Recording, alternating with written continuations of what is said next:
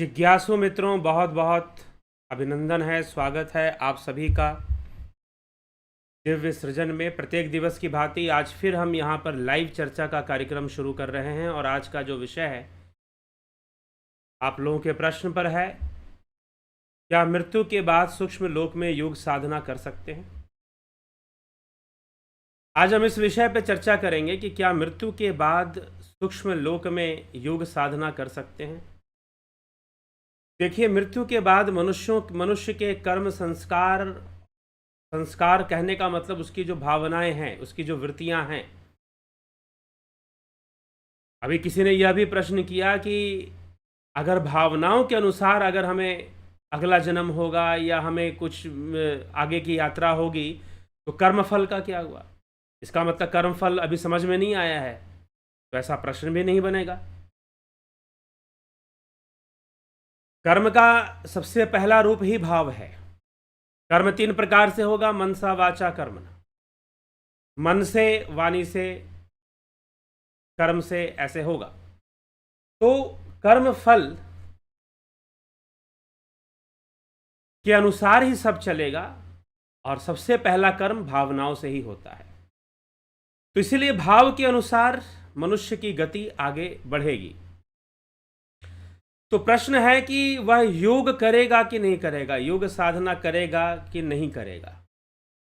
तो अब यहाँ पर 2-4 बातें हैं जो हमें समझ लेनी चाहिए। सबसे पहले समझने योग्य बातें ये हैं कि आप ये समझ लें कि मनुष्य जीवन बड़े भाग्य से मिलता है। मनुष्य जीवन की बड़ी महिमा गाई गई है, क्योंकि मनुष्य जीवन के माध्यम से योग संभव है, मोक्ष संभव है। बड़े भाग मानुष तन पावा, सुर दुर्लभ सद ग्रंथ गावा, साधन धाम मोक्ष करी द्वारा, पाई न जही पर लोक सवारा। कि मनुष्य जीवन से मोक्ष संभव है। तो मनुष्य जीवन में योग का विकास संभव है, योग कर पाना संभव है मनुष्य जीवन के माध्यम से। ठीक है, तो मनुष्य जीवन रहेगा तभी योग से और योग का लक्ष्य पूर्ण होगा। लेकिन जब मृत्यु हो जाएगी तो मनुष्य जीवन तो आपका छूट गया, आपका मानव शरीर छूट गया। तो प्रश्न उठता है कि योग होगा कि नहीं होगा। अब इसका उत्तर भगवान श्री कृष्ण ने क्या दिया है। क्या हम सूक्ष्म शरीर में योग साधना कर सकते हैं कि नहीं कर सकते हैं। ठीक है, तो अब अर्जुन का प्रश्न क्या था। अर्जुन का प्रश्न था श्रीमद् भगवद गीता ध्यान योग नामक अध्याय, 6ठा अध्याय। अर्जुन का प्रश्न था, अर्जुन का यह प्रश्न था कि हम जो हैं अगर योग भ्रष्ट हो जाते हैं या योग की पूर्णता को प्राप्त ना करें, कैवल्य को प्राप्त ना करें, मोक्ष को प्राप्त ना करें और हमारी मृत्यु हो जाए, तो हमारे द्वारा जो योग प्रयास किया गया है, हमारे द्वारा जो अभ्यास किया गया है, हमारे द्वारा जो प्रयास किया गया है, वह जो प्रयास है, वह प्रयास हमारे द्वारा जो भी प्रयास हुआ है, उस प्रयास का क्या होगा, उस प्रयास का क्या होगा, क्या फल मिलेगा। अगर हमारी मृत्यु हो गई, हम योग भ्रष्ट हो गए, तो क्या होगा। तो भगवान कृष्ण ने क्या उत्तर दिया कि तुम्हारा जो भी योग हुआ है वो कभी व्यर्थ नहीं जाएगा। जो भी योग हुआ है, जितनी तुमने, पहली बात तो योग का कॉन्सेप्ट ही बहुत बिगड़ा हुआ है। ठीक है, आजकल तो लोग योगा एंड एक्सरसाइज, बहुत समाज में ऐसे बहुत सारे लोग हैं योगा एंड एक्सरसाइज को एक समझते हैं, और वो किसी योगी को कैसे जज करेंगे, जैसे कि वो एकदम भाई फिट होना चाहिए मॉडल की तरह। ऐसे मॉडलिंग करने वाले होते हैं ना, तो फिर फिल्म एक्टर और योगा में तो योगियों में कोई अंतर ही नहीं रह जाएगा फिर, क्योंकि वो फिटनेस देखकर योगी को डिसाइड करेंगे कि ये योगी है, ये योगी नहीं है, क्योंकि उसका फिटनेस ऐसा है तो ऐसा नहीं है। लेकिन योग एक बहुत बड़ा रहस्य है अपने आप में। अगर ऐसा होगा तो फिर योग बेटर है, योगा से आप एक्सरसाइज कर लो, नेचुरोपैथी कर लो, तो ज़्यादा बेटर होगा। लेकिन जब हम बात योग की करते हैं, योग मतलब संपूर्ण संतुलन, मन से, शरीर से। और संतुलन का मतलब ये नहीं होता है कि कोई बहुत संतुलन एक आंतरिक विषय है, एक आंतरिक संतुलन। शारीरिक संतुलन में भी आंतरिक संतुलन ज्यादा महत्वपूर्ण होता है। तो ये हमें समझना है। तो योग क्या है, योग रहस्य क्या है? तो जब तक हम योग को नहीं सही से समझेंगे तो वो पूरी बात हमें ये क्लियर नहीं होने वाली है। तो अर्जुन का प्रश्न है कि हमने योग किया, हमने योग का प्रयास किया, अभ्यास किया, हम बीच में योग भ्रष्ट हो गए या हमारी मृत्यु हो गई, तो आगे की हमारी गति कैसे होगी? तो भगवान ने कहा कि आगे तुम, क्योंकि योग है, तुम्हारी साधना संपत्ति है, योग शरीर नहीं जाएगा। इसलिए मैंने क्यों कहा कि जो लोग ये कॉन्सेप्ट लेके चल रहे हैं कि योगा मतलब फिजिकल फिटनेस, तो डेथ के साथ तो सारी फिजिकल फिटनेस गई काम से। फिर कृष्ण कौन से योग की बात कर रहे हैं? और फिजिकल फिटनेस, अर्जुन तो योद्धा था, फिजिकली फिट था। अर्जुन, भीम सारे फिजिकली बहुत फिट रहा करते थे, योद्धा लोग थे। लेकिन अर्जुन योगी नहीं था, फिर भी योगी नहीं था। तो हमारे समाज में बहुत सारे लोग ऐसे हैं, हाँ कुछ लोग ऐसे हैं जो इसको समझते हैं, जानते हैं, लेकिन समाज में एक अंधविश्वास फैला हुआ है कि yoga is the physical fitness. ये अंधविश्वास है, इसी को कहते हैं मॉडर्न सेप्टिकल आउटलुक। इसको स्वामी विवेकानंद ने टर्म दिया था, मॉडर्न सेप्टिकल आउटलुक, मतलब आधुनिक अंधविश्वास। बहुत सारे मॉडर्न ब्लाइंड फेथ्स हैं। एक ब्लाइंड फेथ आता है रिलीजन से, धर्म से, जिसको हम कहते हैं कि भाई धर्म में अंधविश्वास है।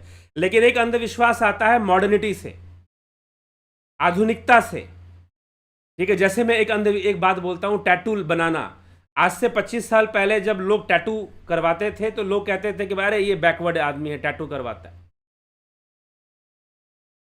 ठीक है, लेकिन आज ये जो न्यू जनरेशन जो लोग हैं, जो यूथ है, वो शौक से टैटू करवाते हैं। कई तो ऐसे हैं कि बिल्कुल गोरे चिट्टे होते हैं, पूरे पीठ पर टैटू करवा देते हैं। अरे भाई, काला ही तुमको अपने आप को बनाना था तो गोरे क्यों पैदा हो गए? गलती से हो गए फिर तो वो पूरी बॉडी पे ही टैटू करवा देंगे।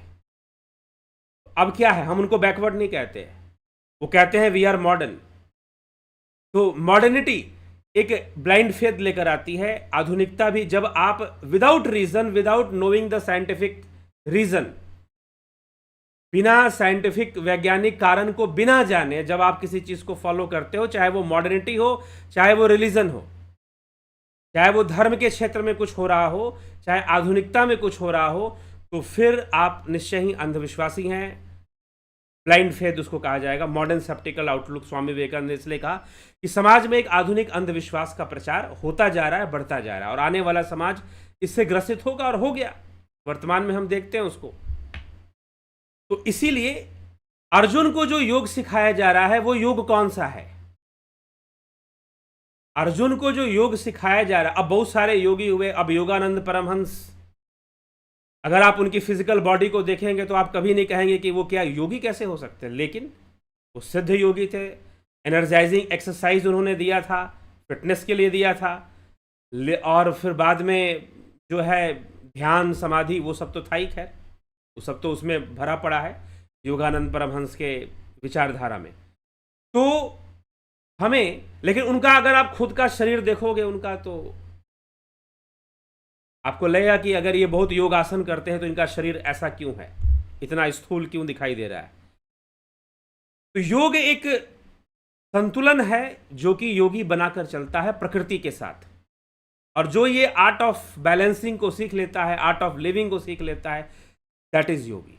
वही वास्तव में योगी है, उसी को हम योगी कहते हैं। इसीलिए अभी सरकार ने भी योगा थेरेपी में ये कंपलसरी कर दिया है कि जो योगा टीचर्स हैं वो किसी को भी कोई भी आसन नहीं बता सकते, क्योंकि आसनों के पीछे थेरेपी काम करती है।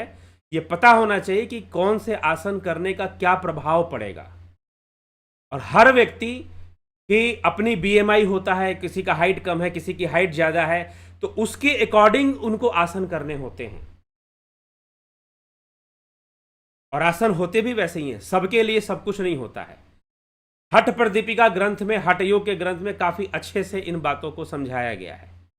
तो अब भगवान श्री कृष्ण जो अर्जुन को, गीता जो है वो राजयोग का ग्रंथ है, हठ योग की चर्चा उसमें नहीं है, राजयोग की चर्चा है।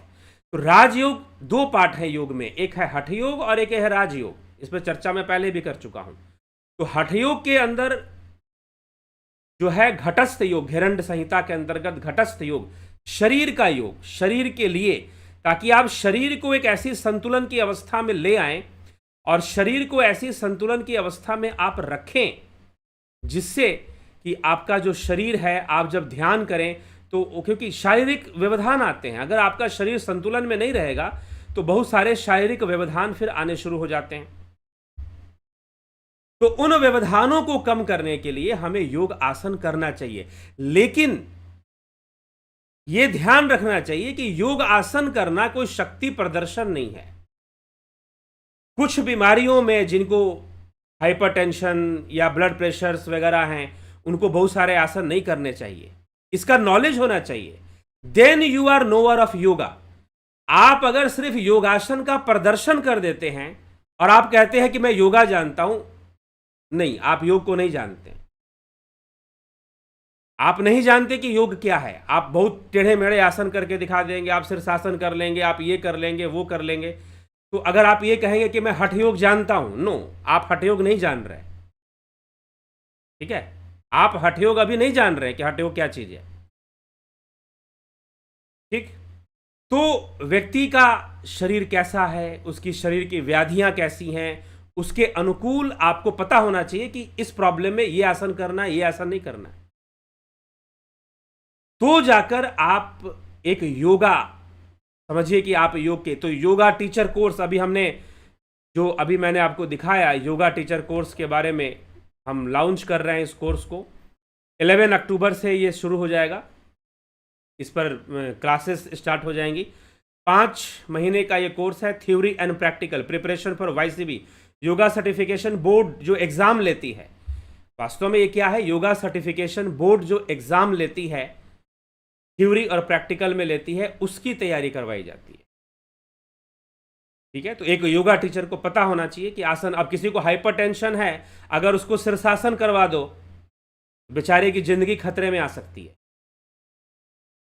हाई बीपी मरीज को अगर शीर्षासन करवा दिया जाए, क्योंकि ब्लड का फ्लो वैसे ही ब्रेन में उनका ज़्यादा होता है, और फ्लो ज़्यादा होगा तो और प्रॉब्लम आ जाएगी। तो योगा करवाना, योग आसन करवाना, प्राणायाम करवाना, ये सारी चीज़ें is a part of a therapy in hatha yoga के अंतर्गत। तो आपको पूरी नॉलेज होनी चाहिए कि बॉडी कैसे रिएक्ट करेगी। हम कोई भी आसन करते हैं, कोई भी प्राणायाम करते हैं, तो बॉडी कहाँ पर कैसे रिएक्शंस देती है, ये पता होना चाहिए। तो ये हठ योग का पार्ट हो गया। राजयोग आपकी मानसिक शांति, आपका हार्मोनल बैलेंस, ध्यान से बहुत अच्छा मेंटेन होता है। जो ब्रेन है, और ब्रेन के अंदर जो हार्मोन, सबसे ज़्यादा हार्मोन्स हमारे ब्रेन से ही डेवलप होते हैं, सारे के सारे। हमारी जितनी भी इमोशंस हैं, फीलिंग्स हैं, सब वहाँ से डेवलप होते हैं। तो वो राजयोग से, ध्यान योग से फिर उस पर हम काम करना, एज ए थेरेपी अगर हम देखें तो उस पर काम करना शुरू करते हैं। बाकी जीवन को बैलेंस, एक इनर बैलेंस को बनाए रखना, संतुलन को बनाए रखना, और इन्हीं सब से जब संतुलन बनेगा तो संतुलन, मोक्ष भी एक संतुलन है। जब तीनों गुणों का संतुलन आपके अंदर भीतर हो जाएगा, तमोगुण, सतोगुण, रजोगुण, तो फिर मोक्ष भी एक संतुलन है फिर। तो ये हम समझ पाएंगे। तो कृष्ण अर्जुन को योग बता रहे हैं, और अर्जुन कह रहा है कि जो मैं योग करूंगा वो साथ में जाएगा कि नहीं जाएगा, वो आगे उसका क्या होगा, वो व्यर्थ चला जाएगा क्या। तो देखिए, जो आप शरीर के लिए योग करोगे वो तो व्यर्थ ही जाना है, वो तो शरीर मर गया, मृत्यु हुई, शरीर बॉडी डिस्ट्रॉय हुई, वो तो व्यर्थ ही जाना है। लेकिन जो योग का रियल कॉन्सेप्ट है, हम इस बात को इग्नोर नहीं कर सकते कि लोग योग के बारे में क्या समझते हैं। ये गैर जिम्मेदारी हो जाएगी, इररिस्पॉन्सिबिलिटी हो जाती है। फिर जो योग के जानकार हैं, अगर वो ये सोचते कि भाई लोग तो योग को ये समझते, तो हम उनको वही बताएं, नहीं, हमको लोगों के सामने योग का सत्य भी रखना जरूरी होता है कि लोग अंडरस्टैंड करें कि what is yoga in reality.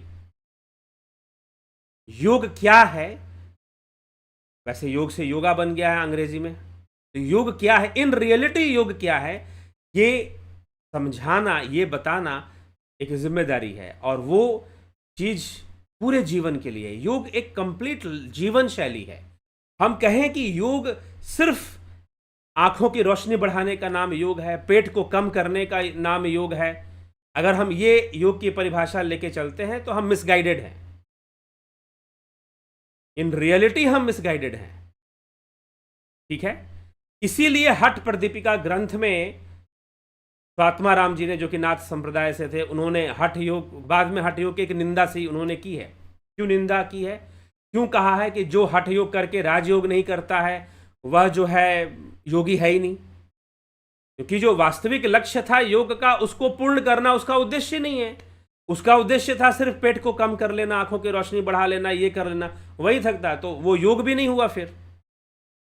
इसलिए इस तरह की, जब आप इस कोर्स को करेंगे तो ये सारी चीजें आपको, ग्रंथों का अध्ययन इसमें करना पड़ता है, इसके सिलेबस में। जो लोग इस कोर्स के बारे में जानना चाहते हैं, आयु सीमा रखी गई है 18 से 50 साल, 50 वर्ष तक।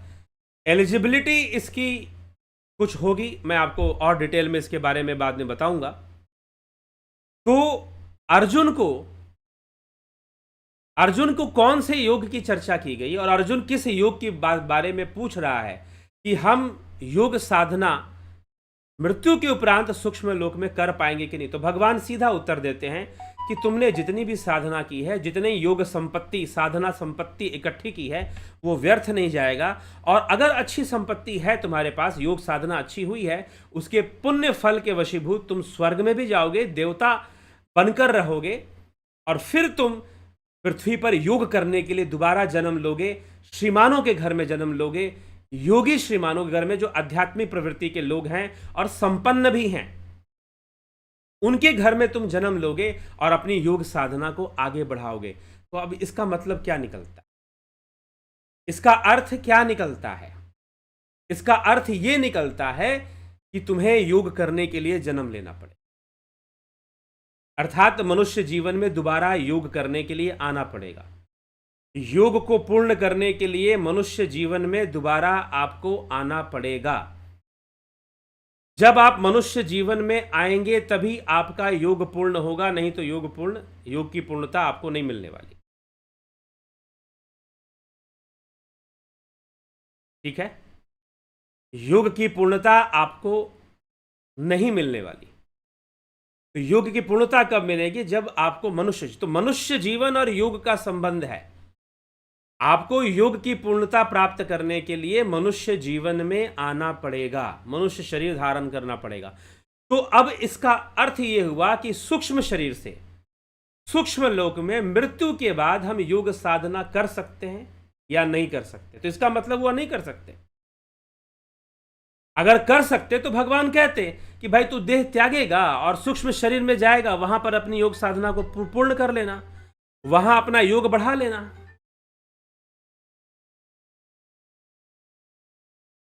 ठीक है, भगवान कहते हैं कि तुम जो है मृत्यु के बाद अपनी योग साधना को पूर्ण कर लेना, लेकिन ऐसा नहीं होता। तो आप सूक्ष्म शरीर से जब आप अगर योग साधना कर रहे हैं और आपकी मृत्यु के बाद सूक्ष्म लोक में हम योग साधना कर पाएंगे कि नहीं कर पाएंगे, सूक्ष्म शरीर से कर पाएंगे कि नहीं कर पाएंगे, तो इसका एक सीधा उत्तर है कि हम नहीं कर पाएंगे। लेकिन यह जो उत्तर है उन लोगों के लिए है जो अर्जुन जिस अवस्था की बात कर रहा है। अर्जुन क्या कह रहा है? जो योग भ्रष्ट हो गए या जो योग में अभी तक परिपक्व नहीं हुए हैं, सिद्धियों को सिद्ध नहीं हुए हैं और वो अभ्यास कर रहे हैं, प्रयास करने में लगे हुए हैं, उनके लिए यह प्रश्न है। तो उनकी स्थिति में सूक्ष्म शरीर से सूक्ष्म लोक में मृत्यु के उपरांत योग साधना कर पाना, सूक्ष्म शरीर से सूक्ष्म लोक में मृत्यु के उपरांत योग साधना कर पाना संभव नहीं है। उनको मनुष्य जीवन में ही आना पड़ेगा। तो अपने पूर्व संस्कारों के वशीभूत वो फिर से योग मार्ग पर आगे बढ़ पड़ेंगे, फिर से योग मार्ग पर वो आगे बढ़ेंगे और उनको सफलता मिलेगी। लेकिन अब एक दूसरी कैटेगरी है। दूसरी कैटेगरी किसकी है? जो योग सिद्ध हैं, जो योग सिद्ध हो चुके हैं, जिनको योग सिद्धि प्राप्त हो चुकी है, जो जीवन मुक्त हैं, जीवन मुक्ति, विदेह मुक्ति ऐसे कहा जाता है। में एक पूरी तरह से मुक्त होना, मोक्ष को प्राप्त करना, और एक बंधनों से मुक्त हो जाना, जो शारीरिक बंधन है, इंद्रियों का बंधन है, कर्म संस्कार, उससे वो मुक्त होकर स्वच्छंद सूक्ष्म लोक में रहते हैं। तो वैसे जो सिद्ध योगी हैं वो सूक्ष्म शरीर से भी साधना कर सकते हैं। और ऐसे कई योगियों के नाम आते हैं। कैसे? एक हैं आपके योगानंद परमहंस के गुरु श्री युक्तेश्वर गिरी जी, उनके गुरु श्री श्यामाचरण लाहिड़ी महाशय, और उनके गुरु कौन थे? महाअवतारी बाबा। वो सूक्ष्म शरीर में विचरण करते थे। और भी कई योगी हुए जो सूक्ष्म शरीर में विचरण करने का सामर्थ्य रखते थे, और वो योग साधना में लीन रहते थे। सूक्ष्म शरीर में साधारण मनुष्य उनको देख भी नहीं सकता। तो जो वैसी अवस्था में है, जो जीवन मुक्त अवस्था में है, जो सिद्धि को प्राप्त कर चुके हैं, वैसे जो योगी हैं वो मृत्यु उपरांत इस देह को त्यागने के बाद भी सूक्ष्म शरीर में भी योग साधना कर सकते हैं। उनके द्वारा यह संभव है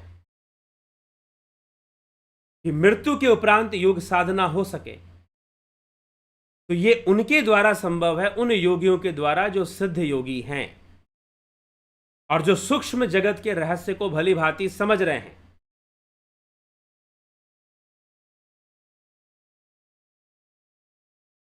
ठीक?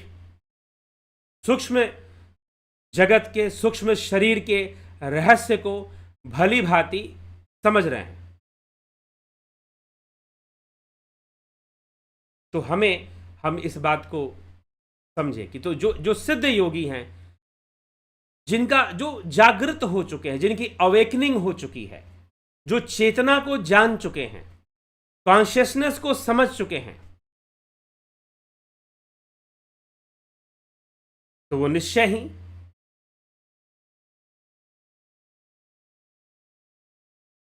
जो है योग साधना, मृत्यु के उपरांत भी अपनी साधना को जारी रख सकते हैं, योग साधना कर सकते हैं। उनकी बात अलग है। लेकिन एक साधारण मनुष्य के लिए अगर ऐसा प्रश्न किया जाएगा कि एक साधारण मनुष्य जो योग साधना कर रहा है, अभी कर रहा है, वो मृत्यु के बाद योग साधना कर पाएगा कि नहीं, सूक्ष्म शरीर में योग साधना कर पाएगा कि नहीं, जैसा पूछा गया, सूक्ष्म लोक में वो योग साधना कर पाएगा कि नहीं, फिर वो नहीं कर पाएगा, क्योंकि वो बंधन में रहेगा।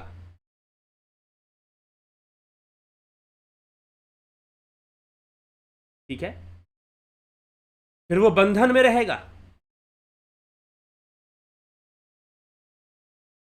लेकिन वही अपनी योग साधना के कारण, योग साधना के प्रभाव से, अपने संस्कारों के प्रभाव से दोबारा जन्म लेकर मनुष्य जीवन को निश्चय ही प्राप्त कर वो अपनी योग साधना को पूर्ण जरूर करेगा। उसकी जो योग संपत्ति है, साधना संपत्ति है, वो कहीं से भी व्यर्थ नहीं जाएगी, उसका लाभ उसे अवश्य मिलेगा। तो मुझे लगता है कि आप इसका उत्तर समझ गए होंगे, साथ में योग का भी उत्तर समझ गए होंगे कि योग रहस्य का क्या अर्थ है, योग का क्या अर्थ है।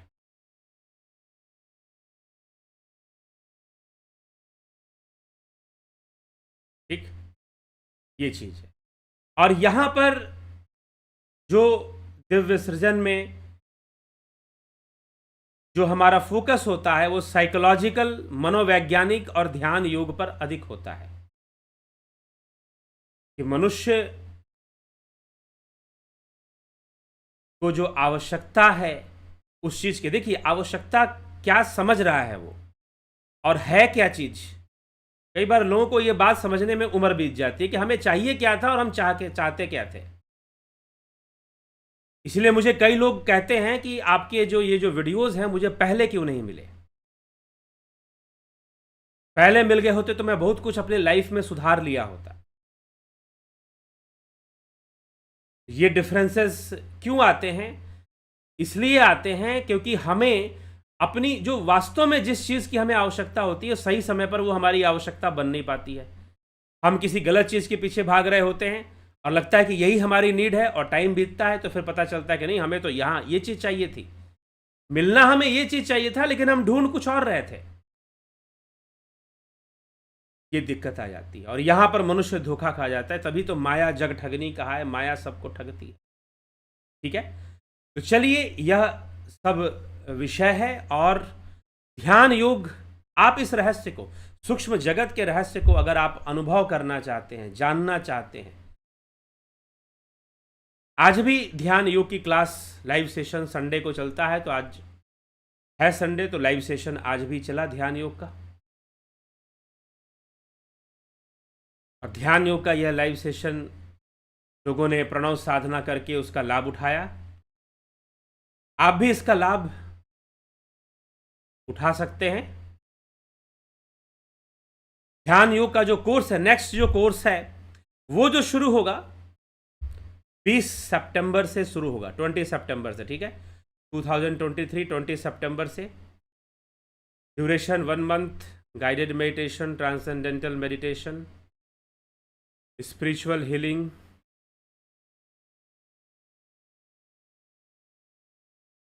आप ये सब इसमें करेंगे जुपिटर और सन मेंबरशिप के अंतर्गत। तो आपको अगर ये चाहिए कोर्स, किशोर वैद्य जी, अगर आपको ये कोर्स चाहिए तो आप इसके लिए डिटेल्स आप लेंगे 9661802459। इस नंबर पर व्हाट्सएप मैसेज कर आप इसकी डिटेल्स ले लेंगे।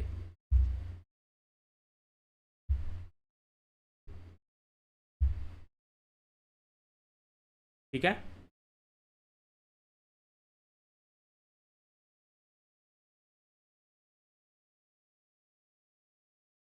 तो आप इसकी डिटेल्स इस नंबर पर 9661802459 इस नंबर पर आप जो है मैसेज करेंगे और डिटेल्स आपको चाहिए तो आपको डिटेल्स मिल जाएंगे। जो भी मैसेज करते हैं उनको डिटेल्स वहाँ पर मिल जाता है, तभी लोग कोर्स करते हैं। ठीक, चलिए, तो ध्यान योग के कोर्स के साथ आपको 20 सितंबर से ध्यान योग का कोर्स, फिर प्राकृतिक चिकित्सा का भी कोर्स शरीर के लिए। जो लोग कहते हैं ओबेसिटी की प्रॉब्लम है, मोटापा हो गया है, उनके लिए बहुत ही अच्छा कोर्स है।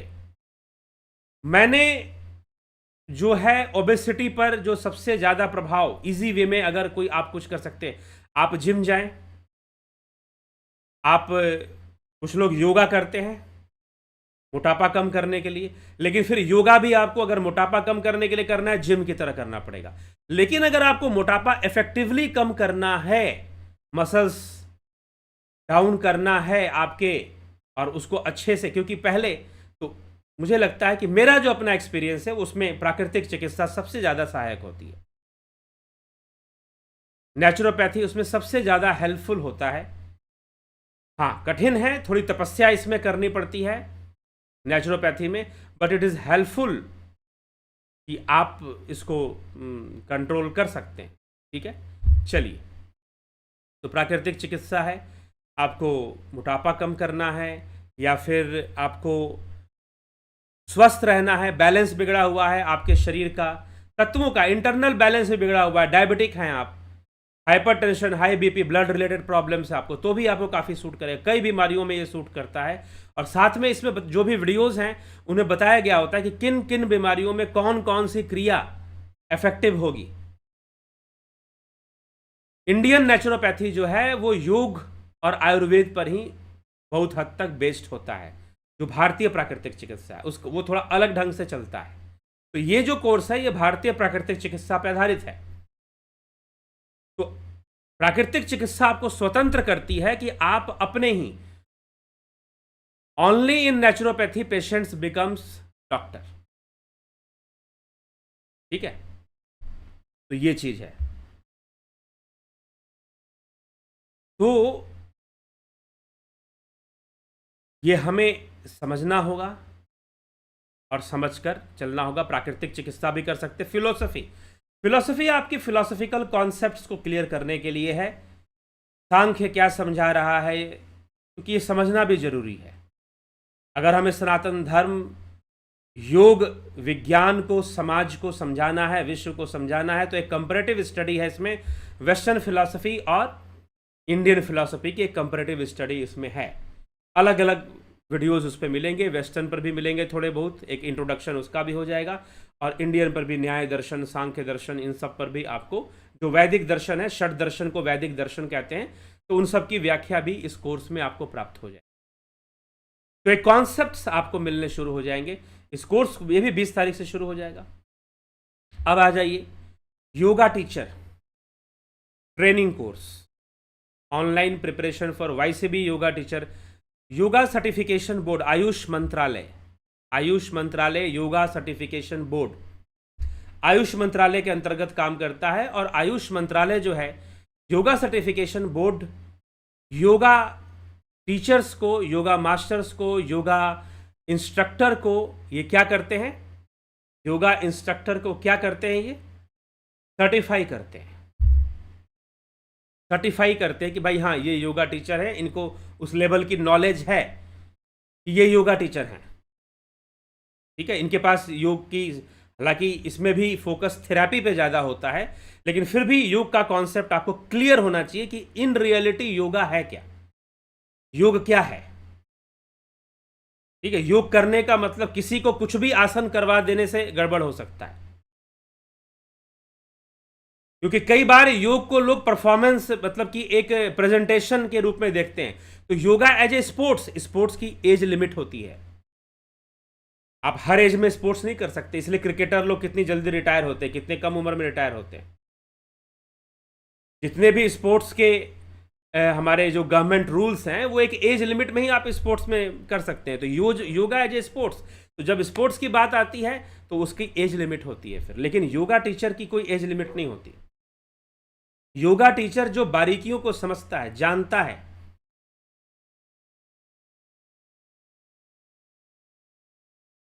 ठीक है, जानता है कि क्या करना है, कौन सा आसन किसको करना है, कौन सा आसन किसको नहीं करना है। क्योंकि जो आपकी जो बॉडी होती है, हर व्यक्ति की अलग अलग होती है, कोई नाटा है, कोई मोटा है, कोई पतला है, कोई लंबा है।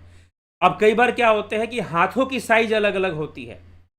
तो ये जो योगा टीचर कोर्स है, इसमें सब कवर किया जाता है कि एक अच्छे योग शिक्षक के को कैसी कैसी नॉलेज होनी चाहिए, किसको क्या डिसऑर्डर्स हैं। अब किसी को बचपन से थायराइड की प्रॉब्लम हो सकती है, किसी को टाइप 1 डायबिटीज हो सकता है, हाइपरटेंशन हो सकता है किसी को। तो आप क्या उसे हर एक्सरसाइज करवा दोगे, हर आसन करवा दोगे? अगर करवा दोगे, अगर दे दोगे, एक केस मैंने ऐसा देखा है, एक लड़का था, आईआईटी का स्टूडेंट था, उसकी कमर में दर्द रहती थी, और उसके कोई मौसा जी, चाचा जी थे, कोई ऐसे रिलेटिव थे जिन्होंने कहा योगा करो ठीक हो जाएगा। अब उसने योगा शुरू कर दिया, योगा करने के बाद दर्द 10 गुना बढ़ गया। क्यों? क्योंकि वो जो योगा करते थे अपना, वो उसको भी सिखा दिया, और वो भी वही करने लगा। अब उसके लिए कुछ बाउंडेशंस थी, वो सारे योगासन नहीं कर सकता था। फिर वो फिजियोथेरेपी के पास गया, फिजियोथेरेपिस्ट के पास गया, तो फिजियोथेरेपिस्ट ने कहा कि योगा एक अंधविश्वास है, योगा से कुछ भी नहीं होता, कोई मोटापा कम नहीं होता योगा करने से। ऐसा कई लोग मानते भी हैं। वो जो फिजियोथेरेपिस्ट था, योग विद्या के अगेंस्ट था, वो उसको लगा कि मेरा फिजियोथेरेपी का प्रचार होना चाहिए, योग का प्रचार क्यों होना चाहिए। उस लड़के ने उसके दिमाग, उस डॉक्टर ने उसके दिमाग में भर दिया, yoga is the waste of time.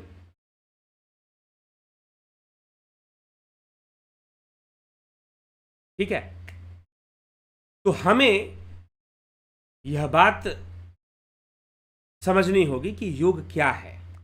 योग कोई, इसीलिए कोर्स लॉन्च किया गया है, और इसमें इस कोर्स को करने के बाद, ये सिलेबस बेस्ड कोर्स है। सिलेबस जो होता है, सिलेबस कौन देता है? तो आयुष मंत्रालय ही सिलेबस देता है, आयुष मिनिस्ट्री ही सिलेबस देता है आपको कि ये सिलेबस पे आपको पढ़ाई करनी है और एग्ज़ाम क्लियर करना है। और तो वो जो सिलेबस की पढ़ाई है, कम से कम 5 से 6 महीने का ये सिलेबस पूरा पढ़ना, और फिर योग का अभ्यास करना, आसनों का अभ्यास करना, उसके लिए अपने आप को प्रिपेयर करना। तो ये जो सारा जो चलता है, ये कम्प्लीटली आपका 5 मंथ का ये कोर्स है, और इसकी फ़ीस भी फिर उसी के अकॉर्डिंग ऑलमोस्ट है 11,000 रुपये। तो आप इसको करना चाहते हैं, आप पूरी एग्ज़ाम की तैयारी करवा दी जाएगी, पूछोगे जॉब कहाँ मिलेगा? आप योगा टीचर किसी भी स्कूल कॉलेज में आप अप्लाई कर सकते हैं एज ए योगा टीचर। नहीं तो आप हमारे साथ भी काम कर सकते हैं, योग के प्रचार में हम लगे हुए हैं, आप करिए साथ में, ठीक है, आपकी मर्जी है। तो यह योग शिक्षक का यह कोर्स, योगा सर्टिफिकेशन कोर्स जो है YCB योगा टीचर एग्ज़ाम के लिए जो प्रिपरेशन है आपको करवाई जाएगी, आपको पढ़ाया जाएगा। यह कोर्स है 18 से 18 प्लस होना ज़रूरी है, 18 वर्ष से ज़्यादा की उम्र होनी ज़रूरी है, और आप कम से कम 12वीं तक की पढ़ाई भी आपने की हो, क्योंकि इसमें विज्ञान की भी पढ़ाइयाँ होती हैं, तो पूरी पढ़ाई होती है इसमें। ऐसा नहीं कि हम कुछ आपको सिखा देंगे और आप प्रैक्टिस करेंगे, वैसा नहीं है जैसे ध्यान योग में हम लोग करते हैं। लेकिन इसमें पढ़ाई पढ़नी पड़ती है, ग्रंथों को भी पढ़ना पड़ता है, नोट्स बनाने पड़ते हैं। जस्ट लाइक आप एक पढ़ाई करते हैं जिस तरह से आप स्कूल कॉलेज में, उस तरह से ये कोर्स चलता है, उस तरह से ये कोर्स चलता है। ये इसमें इसका विशेषता है इस कोर्स की। आप कोर्स करना चाहते हैं, हाँ कुछ लोग पूछ रहे थे, कुछ लोगों ने इसकी इंक्वायरी की थी, तो कुछ लोग पूछ रहे हैं कि फ़ीस हमें देना पड़ेगा, तो फीस ज़्यादा लग रहा है। फीस एक साथ नहीं, कोर्स भी तो लंबा है ना, 5-6 महीना कोर्स जाने वाला है। तो आपको 2 पार्ट्स में आप 50% पहले पेमेंट करेंगे, फिर 50% बाद में पेमेंट करेंगे। और इसमें एक टीम योगा टीचर्स और भी लोग हैं जो पढ़ाएंगे आपको, सिर्फ मैं ही पढ़ाऊंगा ऐसा नहीं है, और भी लोग हैं जो आपको पढ़ाएंगे। तो यह जो कोर्स है आपको 50% आप पहले पेमेंट कर सकते हैं, बाकी बाद में भी कर सकते हैं। तो इस तरह से भी चलेगा, इंस्टॉलमेंट में कर सकते हैं। वो पर्सनल बात कर आप पर्सनली आप जब बात करेंगे, इसके इंक्वायरी करेंगे, तो ज़रूर अगर आप युवा हैं और आप बेरोजगार हैं और आपको लगता है कि मुझे इस क्षेत्र में काम करना है, योग क्षेत्र में काम करना है, तो आप ये कोर्स ज़रूर कीजिए। आप इस कोर्स करने के 2 फायदे हैं कि आप इस क्षेत्र में काम करने के लिए आप योग्य बन जाएंगे। अगर आपको कहीं जॉब नहीं मिलती है तो दूसरे प्लेटफॉर्म भी हैं, नहीं तो आप हमारे साथ जुड़कर भी काम कर सकते हैं yoga, as a yoga teacher, as a yoga instructor. आप जुड़ के दिव्य सृजन, इस समाज से जुड़कर, इस सोसाइटी से जुड़कर आप काम कर सकते हैं, ठीक है, आप वर्क कर सकते हैं। तो यह हमें इसको समझना है, और यह जो कोर्स है आप इसको जरूर कर, ये कोर्स आपके ज्ञान का वर्धन करेगा, योग के मामले में ज्ञान का भी वर्धन करेगा। बहुत सारे कॉन्सेप्ट भी क्लियर होंगे, योगा थेरेपी से रिलेटेड कॉन्सेप्ट भी बहुत सारे क्लियर होंगे आपके। साथ ही साथ जो है योग में एक आपका विकास भी होगा, एक आपका सेल्फ डेवलपमेंट भी होगा, personality development, self development, self knowledge का डेवलपमेंट, ये सब भी सारे चीज़ें होगा। और आपको लगता है कि नहीं, मुझे अपना जीवन जो है इस माहौल में बिताना है, योग प्रचारक के रूप में, या फिर योग शिक्षक के रूप में, योग ट्रेनर के रूप में मुझे अपना जीवन बिताना है, तो आपको एक ऐसा, आप जुड़कर, आप इस समाज से, दिव्य सृजन से भी जुड़कर आप काम कर सकते हैं, आपको प्लेटफॉर्म भी मिलेगा। इसलिए हम ये कोर्स करवा रहे हैं कि ऐसा नहीं है कि आप कोर्स कर लेंगे तो हम आपको छोड़ देंगे। हाँ, आप अगर चाहते हैं कि हम कहीं, हमें स्कूल कॉलेज में जॉब मिल जाए तो ठीक है, आप जरूर जॉब करिए। लेकिन अगर आप हमारे साथ योग के प्रचार में कार्य करना चाहते हैं तो आप वो भी कर सकते हैं, ठीक है। तो ये योगा टीचर का ये कोर्स है, आप इसको कोर्स को ज्वाइन करें और ज्वाइन कर कर इसका लाभ उठाएं। जीवन संबंधी कुछ ज्योतिष योग भी बनते हैं, एक बार मैं ज़रूर आपको बताऊंगा इसका क्या महत्व होता है। तो इससे संबंधित जानकारी, आप व्यक्तिगत जानकारी, जीवन संबंधी, लाइफ काउंसलिंग आपको चाहिए, लाइफ कोचिंग चाहिए आपको, तो आप कांटेक्ट कर सकते हैं। ज्योतिष आधारित लाइफ कोचिंग चाहिए या वैसे ही आप बात करना चाहते हैं तो उस पर भी काफ़ी चीज़ें मैं आपको, आप बात कर सकते हैं, संपर्क कर सकते हैं उसके लिए। चलिए आपके कमेंट्स देखेंगे अब, आपकी टिप्पणियां कौन क्या कहता है। Rahul Chakraborty, my favourite question for my death life, favourite question for my death life, ठीक है। मतलब कल भी हमने इस टॉपिक पे चर्चा किया था, आज भी किया। AK त्यागी जी, अवधेश कुमार जी, नवज्योतिनाथ जी, कमलेश खैरनर, कन्हाई कुमार, किशोर वैद्य, संतोष गुप्ता, नरेंद्र माखोड़े, नरेंद्र माकुड़े जी, संतोष कुमार जी, राजू पाल जी, मनोज साईं, जे जायसवाल जी, रतन सिंह जी, घनश्याम सरोदे, विक्रम सिंह, शिखर शर्मा, निशांत राजपूत। मैंने आपसे निशांत राजपूत के नाम से ध्यान योग की डिटेल मांगी है, देने की कृपा करें। जी हाँ, ठीक है, देख लेता हूँ। ये मोबाइल है मेरे सामने, ठीक है, मैं इस पर चेक कर लेता हूँ। निशांत राजपूत के नाम से सामने है। व्हाट्सअप मेरा यहाँ पर है, ये देखिए व्हाट्सअप। अब मैं चेक कर लेता हूँ इस पर निशांत राजपूत के नाम से आया है कि नहीं आया है। ठीक है, आया है कुछ, कोई एक सुषमा अग्रवाल के नाम से आया है, और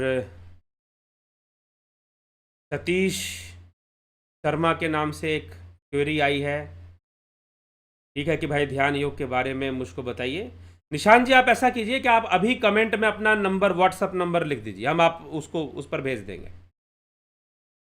ठीक है, अभी जो है आप कमेंट कर दीजिए, अपना व्हाट्सअप नंबर यहाँ पर लिख दीजिए, हम उस पर भेज देंगे।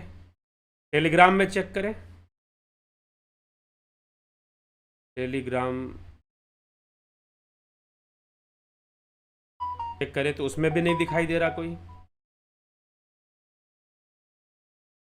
और जिनका आया है उनको डिटेल्स भेजी जा चुकी हैं, सितंबर महीने की डिटेल उनको भेजी जा चुकी है।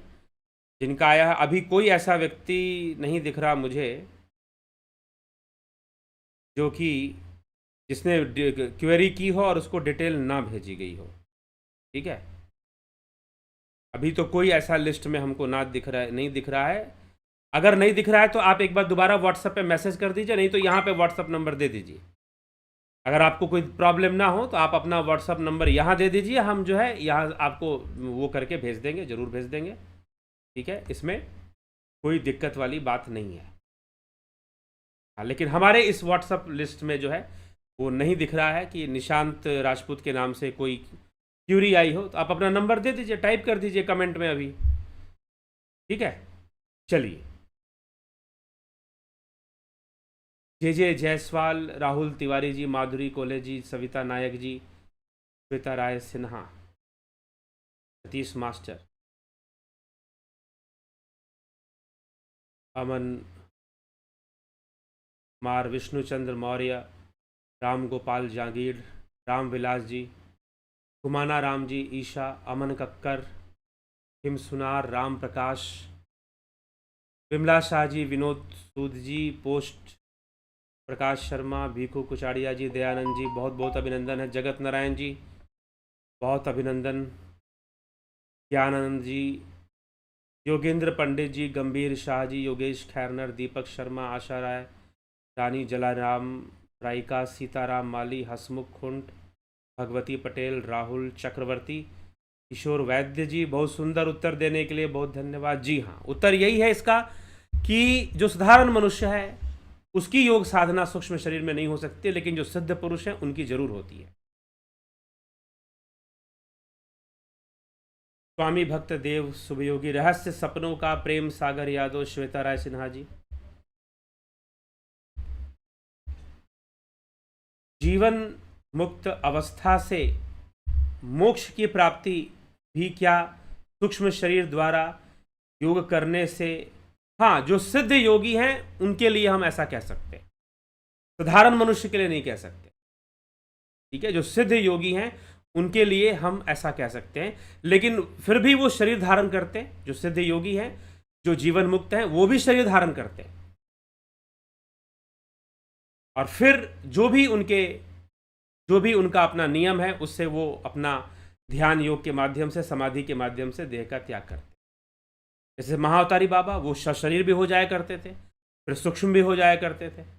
तो इतना उनका नियंत्रण, ऐसी सिद्धि उनके पास होती। रामविलास जी, सर अब ध्यान योग चलित साधना का असर दिन भर बना रहता है। जी हाँ, बहुत अच्छी बात है, चलित साधना का अभ्यास करते रहना चाहिए रामविलास जी। तो ये है, जो युवा लोग हैं, रामविलास जी, श्वेता जी, और ऐसे कई युवा जो ध्यान योग का कोर्स कर चुके हैं, वो ज़रूर जो है, दीपक शर्मा जी, वो ज़रूर कोशिश करें कि वो योग का संदेश, ध्यान योग का संदेश आगे ज़रूर पहुंचाया करें। चलिए, ठीक है। तो इसी के साथ हम आगे अब विराम देंगे, कार्यक्रम को आगे बढ़ेंगे और कार्यक्रम को विराम दिया जाएगा। कल फिर हम 9 PM लाइव चर्चा में